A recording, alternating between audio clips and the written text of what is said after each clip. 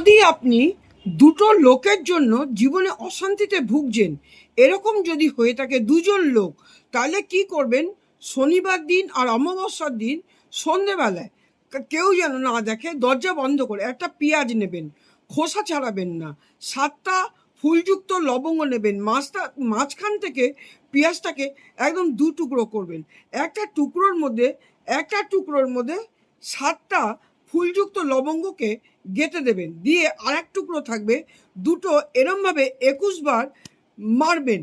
মারার পরে কি করবেন? আপনি ওটা একটা ন্যাকড়ায় পেঁচিয়ে আপনার বালিশের তলায় রেখে দেবেন। রাত্রিবেলায় যখন শোবেন, ওই বালিশের মধ্যে ওটা পেতে আপনি ভেতরে নিচে রেখে আপনি কিন্তু ওটা শোবেন।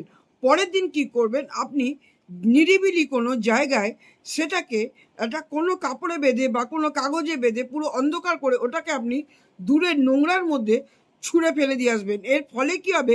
কিছু দিনের মধ্যেই যে নাকি আপনার পেছনে যে দুজন লোক লাগছে, সেই দুজন লোক অবশ্যই নিজেদের মধ্যে ঝগড়া করে দুজন আলাদা হয়ে যাবে।